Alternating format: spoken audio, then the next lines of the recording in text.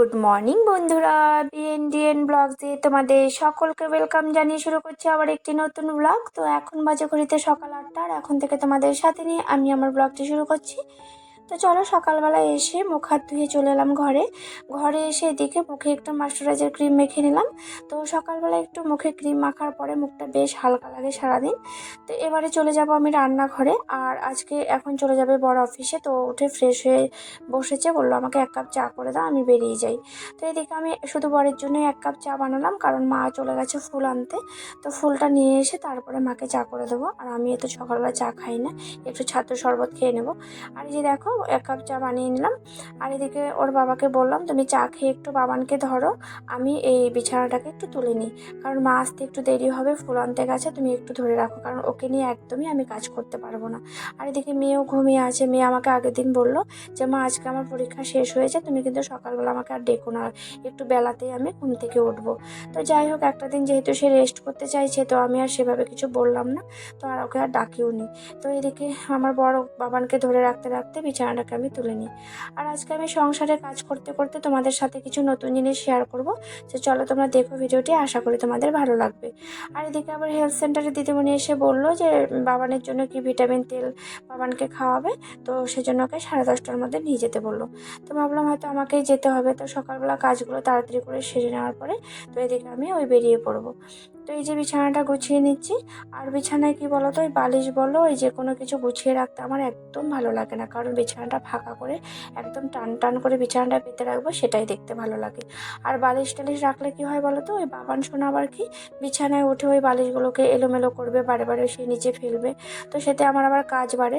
আর আমার বর আবার মাঝে মধ্যে বলবে, কেন তুমি বিছানাটাকে খালি করে রাখো, বালিশগুলোতে এক সাইডে গুছিয়ে রাখতেই পারো।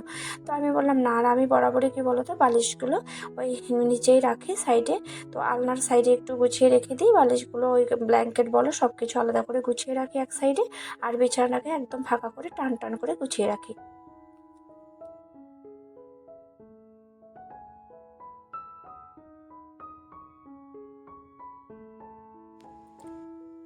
তো এদিকে বিছানাটা ঝেড়ে নেওয়ার পরে চলে এলাম আলনার দিকে, আলনাটা একটু পরিষ্কার করে নিচ্ছি। তো যদিও আলনাটা আমার একদম গোছানো থাকে সব সময়, সেরকমভাবে আলনাতে সময় দিতে হয় না। তো এই একটু হয়তো আমার বর একটু তাড়াহুড়োর মধ্যে এটা সেটা একটু তার উপর আলনার উপরে রেখে যায়, সেগুলো একটুখানি গুছিয়ে দিতে হয়। তো এইদিকে দেখো, এই বেলটার উপরে রেখে দিয়েছিল কোমরের বেলটা, তো সেটাকে একটু সাইড করে রাখলাম, তো একটু ঝেড়ে দিলাম। তো রোজকার একটু হাতে একটু ঝেড়ে দিলে পরে আলনাটা ঠিকঠাকভাবেই থাকে। আর এই যে দেখো, এই নতুন জিনিসটি আমি নিয়ে এসেছি, এটা হচ্ছে আমি একটি ফ্লাওয়ার ভাজ নিয়ে এসেছি। আর এই ফুলের এই যে দেখতে পাচ্ছ, এটা আমি ওই মেলার থেকে দুটো ফুল নিয়ে এসেছি। এটা হচ্ছে একটা সূর্যমুখী আর একটা হচ্ছে পদ্ম। তো দুটোই একসাথেই রেখেছি, যেহেতু একটা ফ্লাওয়ার ভাজ রয়েছে আর এটা এতটাই লম্বা। আরও রয়েছে ফ্লাওয়ার ভাজ, সেগুলো ছোট ছোট, সেগুলোতে এটা একদমই হচ্ছিল না। তো এরম ধরনের ফ্লাওয়ার ভাজ হলে তবেই এই ফুলগুলো বেশ দেখতে ভালো লাগে। তো এগুলো যদিও এই ধরনের ফ্লাওয়ার ভাজের জন্যই আনা। তো যাই হোক, আপাতত দুটো একসাথে রেখে দিয়ে পরে না হয় আর একটা ফ্লাওয়ার ভাজ নিয়ে সেটার সাথে রেখে দেবো। তো এবারে দেখো, এই যে টেবিলটা তোমরা দেখতে পাচ্ছ, এটা হচ্ছে স্টাডি টেবিল। এটাকে আমি ওই র্যাকের উপরে বসিয়েছি, একটু উঁচু করেছি। তো যাই হোক, আর এই পুতুলটা কি বলতো, যখন যেখানে সেখানে ফেলে রেখে দেয় খেলে, আর আমার ছেলে যখন তখন যেখানে সেখানে ফেলে রেখে দেয়। তো সেই জন্য ভাবলাম যে স্টাডি টেবিলটা শুধু পড়ে রয়েছে, দুটো টেবিল, একটা তো ওই সামনে ঘরে বসিয়েছি, তো এই টেবিলটা এখানে বসিয়ে দিই। ওই টেডি বিয়ারটা রেখে দেবো, যখন ও খেলবে আবার ঠিক মতো খেলবে, আর জায়গা মতো ঠিক মতন পরে আবার রেখে দেবো। তো যাই হোক, শুধু স্টাডি টেবিলটা ওখানে রেখেছি ওই ওই টেডি বিয়ারটার জন্যে। তো এবার এদিকে ওই বাস্কেটটাও দেখতে পেয়েছো, যে বাস্কেটটা যেখানে ছিল সেখানে আমি ওই স্টাডি টেবিল বসিয়েছি, আর এখন বাস্কেটগুলোকে আমি এইদিকে ওই ড্রেসিং টেবিলের সামনেই রেখে দিলাম। তো এখন যেহেতু বাবানের জন্য দুটো বাস্কেটের প্রয়োজন নেই, কারণ নতুন যে জামা কাপড়গুলো রয়েছে সেগুলো ভিতরে রেখে দিয়েছি, আর পুরোনো যেগুলো রোজকারে যে জামা কাপড়গুলো সে পরে সেইগুলো একটা বাস্কেটের মধ্যে গুছিয়ে রেখেছি। আর একটি বাস্কেটের মধ্যে রেখেছি হচ্ছে বেড কভারগুলো। আর এদিকে সব কিছু গুছিয়ে নিয়ে একটু ঘরটাকে হালকা করে ঝেড়ে দিলাম, যেহেতু ঘরটাও আমি মুছবো না, সে আমার যে কাজের বউটা রয়েছে সে এসে ঘরটা মুছে দেবে। তো আমার ওই সকালবেলা এসেও মোছা আর বাসন মাজা রেখে দিয়ে যায় করে কাঁচা কাঁচা, সেগুলো করার পরে মানে সারাদিনে 2-1 বার ঘরটা একটু ঝাড়ু দিতে হয়, এটাই। আর মাঝে মধ্যে যেদিন একটু বেশি নোংরা হচ্ছে সেই দিন হয়তো আমি একটু দুপুরবেলাও ঘরটা হয়তো মুছে দিলাম। সব কাজের পরে ঘরটা একটু মুছে দিই, তাহলে ঘরটা পরিষ্কার থাকে। তো এই যে দেখো সবগুলো কাজ সেরে নিলাম, ঘরটাও ঝেড়ে নিলাম। এদিকে দেখি বেরিয়ে এসে দেখি বাবা আর ছেলে মিলে বসে বেশ খেলছে। তো এবারে ওর বাবারও দেরি হয়ে যাচ্ছে, তো ছেলেকে একটু আড়াল করে রেখেছিলাম। তো যদিও সে টের পেয়ে গেছে, যখনই তার বাবা চলে যায় এরমভাবে কাঁদতে শুরু করে দেয়। আর ওরা দুই ভাই বোনই একই রকম, জানো তো, ছোটোর থেকে মেয়েও একই রকমই ছিল। যে যখন ওর বাবা চলে যেত এরমভাবে ও পিছন পেছন যেন ও যেতে চাইতো, আর ভীষণ কাঁদতো ওর বাবার জন্য। ছেলেও তাই হয়েছে, মানে ছেলে মেয়ে দুটো একদম বাবার বাধক হয়ে উঠেছে আর কি। তো যাই হোক, এখনও তার কান্না থামছে না। তো ভাবলাম তো দেখি ছেলেকে এখন যেহেতু কান্না করছে, তো মা আবার এসে বললো তাহলে এক কাজ করো, রেডি করে দাও, আমি আর সোনাই নিয়ে যাই ওকে সেন্টারে। তো একটু আগে আগে যাই, তাহলে যেহেতু কান্না করছে কান্নাটাও থামবে। তো তারপরে মা বললো রেডি হয়ে নিল মা। এদিকে মেয়েও বললো, মেয়েও ঘুম থেকে উঠেছে, বলেছে যে মা তাহলে তুমি রেডি করে দাও। তো ওদেরকেও তাড়াহুড়ো করে টিফিনটা দিয়ে দিয়েছে, ওরা টিফিনটা খেয়ে নিয়েছে। তো খেয়ে এবারে এই যে দেখো, আমি প্রথমে জামাটা পরিয়ে দিয়েছি, অনেকটাই বড়, মেয়ের জন্মদিনের দিন নিয়ে এসেছিলো। তো সেটা অনেকটাই বড় হচ্ছিলো। তো মেয়ে বলছে মা এত বড় জামা পরেছে, সে আবার ভালো লাগছিল না বলে খুলে আবার অন্য একটা পরিয়ে দিয়েছে। তো মেয়েও রেডি হয়ে গেল, মা ওইদিকে রেডি হয়ে ওকে নিয়ে যাচ্ছে। তো ওরা তিনজনে চলে যাচ্ছে। তো আমি ভাবলাম ওই ছেলে আস্তে আস্তে এদিকে আমি রান্নাটাও বসিয়ে দিই। আর এদিকে আমার যেহেতু আজকে সারাদিনের কোনো বাজার নেই, তো মাকে বললাম একটু বাজার নিয়ে এসো। তো আসার পথে সামনেই ছোট্ট একটা বাজার বসে, তো এখান থেকে একটু তুমি এবেলা রান্নার বাজারটা নিয়ে এসো, রাতে তোমার ছেলেই বিকেলবেলা নিয়ে আসবে। তো এই বলে ওরা চলে গেল, আর আমি এদিকে ওই ছেলে আসার আগে আগে এদিকে ডালটাও বসিয়ে দিই। আর ওই এদিকে মাছওয়ালা এসছে, মাছ নিয়ে নিলাম। তো দু রকমের মাছ নিয়েছি, ওই ছোট মাছ আর বড় মাছ। বড় মাছ কি দুটোই ছোট মাছ, একটি মানে একদমই ছোট, আর একটা হচ্ছে তার থেকে একটু বড় আর কি, বরেলি মাছ। দুটোই ছোট মাছ আর কি। তো দুই রকমের মাছই আজকে রান্না করব, অল্প অল্প করে নিয়েছি। তো এদিকে মাছটাও আমি বেছে নিচ্ছি, আর কারণ ছেলে আসার পরে এই কাজগুলো না তারা মানে তাড়াতাড়ি করে করতেই পারবে না, ও এতটাই বিরক্তি করে। এখন ওই আমার পেছন পেছন রান্নাঘরে এসে ওই পেছন থেকে আমাকে ডাকবে, আমার কোলে উঠতে চাইবে, এরকম করে। তো সেজন্য কাজের ভীষণই অসুবিধে হয়ে যায়। তো মার কাছেও সেরকমভাবে থাকতে চায় না। তো এইদিকে মাছগুলোকেও ধুয়ে রেডি করে রাখি, তাহলে রান্নাটাও আমার তাড়াতাড়ি হয়ে যাবে। তো দেখো এই ছোটো মাছ খেতে না ভীষণ ভালো লাগে। আর আমি আবার ওই বড় মাছটা না এখন অত ভালোবাসি না আর কি, আমার বড় সেরকমভাবে খেতে চায় না। ওই লোকজন এলে একটু বড় মাছটা আনতে হয়, তাই আর কি আনা, না হলে গুঁড়া মাছটাই সত্যি ভালো লাগে। তো এই মাছগুলো আমি ওই মাছওয়ালাকে বললাম যে আমি তো বসে একদমই মাছ কাটতে পারি না, এগুলো খেতেই ভালো লাগে, কাটতে ভীষণই কষ্ট। তো ও বললো না বৌদি আমি ঠিক ভালো করে কেটে দেবো। তো সত্যি খুব সুন্দরভাবে কেটে বেছে দিয়েছে। তো এবার একটু ধুয়ে নিলাম নুন দিয়ে, তো ধুয়ে নিলে একদমই পরিষ্কার হয়ে যাবে। তো সত্যি একদম ধুয়ে নেওয়ার পরে চকচকে হয়ে গেছে মাছটা, একটু বেশি সময় ধরে ধুতে হয়েছিল। তো এইদিকে ডালটাও ফুটে গেছে, ডালের ফেনাটাকে তুলে একটু নুন দিয়ে দিলাম, নুন দিয়ে ডালের ফেনাটাকে তুলে নিলাম। আর এদিকে নুন হলুদ দিয়ে ডালটা ফুটিয়ে আমি এই সোমবারি দিয়ে নামিয়ে নেবো। তো এদিকে ডাল হতে হতে রান্নাটা হতে হতে এদিকে আবার চলে এলো এরা। তো এসে আমাকে বললো যে মা আজকে আর হয়নি। তো ওই আন্টি বললো যে বাড়িতে এসে খাইয়ে দিবে। তো আমরা গিয়ে বসেই ছিলাম, তো আসেনি, খোলেনি। তো যাই হোক ওকে খাওয়ানো হয়নি। তো আমি আবার ফোন করলাম, তো দিদিটা বললো যে থাক, ওরা চলে আসুক, আমি অন্য এক সময় বাড়িতে গিয়ে খাইয়ে দেবো।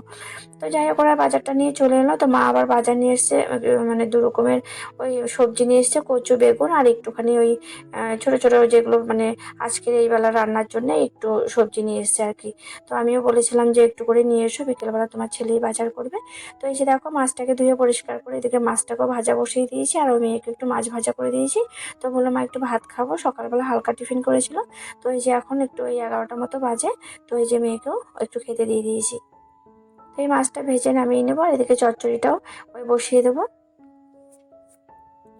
তো মাছ ভাজার তেলে ওই চচ্চড়িটা বসিয়ে দিচ্ছি। তো এদিকে বেগুন আর একটু আলু আর কচু কেটে নিয়েছিলাম, তো একটু পেঁয়াজ দিয়ে ওই একটু মাছের চচ্চড়ি করব, আর ডাল আর ছোটো মাছটা রান্না করব। তো এই আজকে তাড়াহুড়ো করে একটু দেরি হয়ে গেছে, কারণ ওই বেলা করেই একটু উঠেছিলাম, 8টা মতো বাজে। তো ওই কাজ করতে করতে একটু দেরি হয়ে গেছে। তো ভাবলাম বরেরও আবার 2টার সময় ডিউটি আছে। তো ভাবলাম এই আর চচ্চড়িটা খেতে ভীষণই ভালোবাসে, তো 2 রকমের রান্না, রাতে একটু কিছু করে নেবো, সেদ্ধ দিয়ে নেবো, তাহলেই হয়ে যাবে।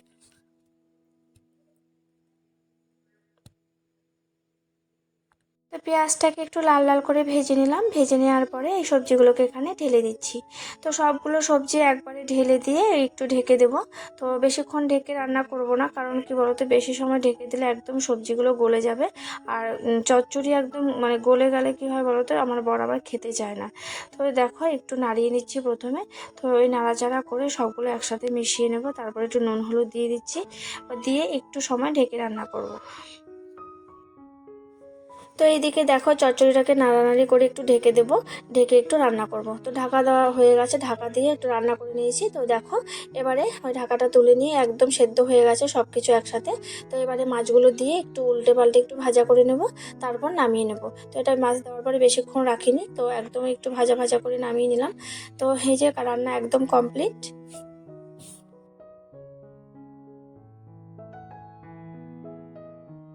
তো সবগুলো রান্না কমপ্লিট হয়ে গেছে। এখানে ডাল, এই রয়েছে ডাল, আর রয়েছে এখানে চচ্চড়ি নামিয়ে নিয়েছি, মাছের চচ্চড়িটা যে দেখলে রান্না করলাম। আর এখানে রান্না করেছি চুনো মাছের ঝাল, সেটা তোমাদের সাথে শেয়ার করিনি, সেটা আমি আগেই রান্না করে ফেলেছি। এই যে দেখো চুনো মাছের ঝালটা করেছি পেঁয়াজ আর ওই ওই হচ্ছে একটু টমেটো দিয়ে। তো এই ঝালটা যদি ওর বাবা আর মেয়ে খায় না, যদিও আমরা দুজনেই খাবো, তো মা আর আমি খাবো। তো এদিকে দেখো ওর বাবা চলে এসছে, স্নানে যাচ্ছে, আর এদিকে আমি ও স্নান করতে করতে ছেলেকে খাইয়ে দেবো। ছেলে জানো তো একদমই খেতে চায় না, ওকে অনেক গান করে ভুলিয়ে ভালিয়ে খাওয়াতে হয়, কোনো রকমভাবে মুখে খাওয়ার নিতেই চায় না। তো এটা সেটা বলে ওই খাওয়াচ্ছি, একটুখানি ভাজা আর ওই ডাল দিয়ে খাওয়াচ্ছি। তো একটু আলু ভাজা করে নিয়েছিলাম, আর সাথে একটু কচু ভাজা এক টুকরো মানে এক পিসের মতো দিয়েছি, জানি না খাবে কিনা। তো যাই হোক ওভাবে খাওয়ানো হলো। তো আমি আবার কি বলতো, বাচ্চাকে না ওই ঘুরিয়ে ঘুরিয়ে খাওয়াতে একদম পছন্দ করি না, কারণ ওকে যদি ঘুরিয়ে খাওয়ায় তাহলে ওই ঘুরিয়ে খাওয়ানোর অভ্যেসটাই ওর হয়ে যাবে। তো চেষ্টা করি সবসময় বসিয়ে খাওয়ানোর। তো সে যদিও মেয়েকেও আমি এভাবে ছোটোবেলায় বসিয়ে খাওয়াতাম। আর এই যে দেখো এদিকে ওর বাবাকেও খাবারটা দিয়ে দিলাম, আর ওই খাবারটা খাওয়ানোর সময় ওই যখন ও খাবে তখন ওই ছেলেও ওই খেতে পায় না, মানে মানে চায়, খেতে চায়। আর ওর বাবাও কি বলতো, ছেলে মেয়েদেরকে না দিয়ে না একদমই খেতে চায় না। তো দুই ছেলে মেয়েকে মুখে দিয়ে তারপরে সে মুখে তুলবে খাবারটা। তো এটা তার বড় মানে প্রত্যেক মানে আগের থেকে তার এই অভ্যেসটা। তো আগের ভিডিওতে তোমরা দেখেছো। তো যাই হোক খাওয়া দাওয়া করে সে ডিউটিতে চলে গেল, আর আমি এদিকে গাছগুলোকে একটু ওই গাছের গোড়াগুলোকে একটু খুঁচিয়ে নিচ্ছি, কারণ কি বলতো মাটিগুলোর মধ্যে না অনেকটা মাটিগুলো শক্ত হয়ে গেছে। তো এগুলো একটু মাটিগুলো নিচ থেকে যদি একটু খুঁড়ে দেই তাহলে বেশ সুন্দর হবে গাছগুলো। আর এই দেখো নতুন বেরিয়েছে এই গাছগুলো, তোমাদের বললাম না তোমাদের কিছু নতুন জিনিস আমি শেয়ার করব। তো এই দেখো এই গাছটাও বেশ কয়েকদিন হলো বেরিয়েছে, তো বেশ সুন্দর লাগছে। দেখো নতুন অবস্থায় যখন গাছগুলো বেরোয় দেখতে বেশ ভালো লাগে। আর এই যে দেখো তার সাথে না ওই আরেকটা চারা বেরোচ্ছে, তুমি একে তাই দেখাচ্ছি, দেখ চারাগুলো যে বেরোচ্ছে না, সত্যি দেখে মনটা বেশ ভালো লাগছে। তো আমার এরমভাবে গাছ যখন এই যত্ন করার পর যখন গাছ গোড়ার থেকে নতুন করে বেরোয় চারা, তো সত্যি মনটা এত ভালো লাগে যে সত্যি মনে ঠিকঠাকভাবে গাছগুলো আমি যত্ন করতে পারছি। আর এই গাছটাও বেশ কয়েকদিন হলো নার্সারি থেকে কিনে নিয়েছি, শুধু এটা না, একটা পাম গাছও নিয়ে এসেছি আমি। তো এই গাছগুলো না আমি সপ্তাহে 2-3 দিন করে জল দিই।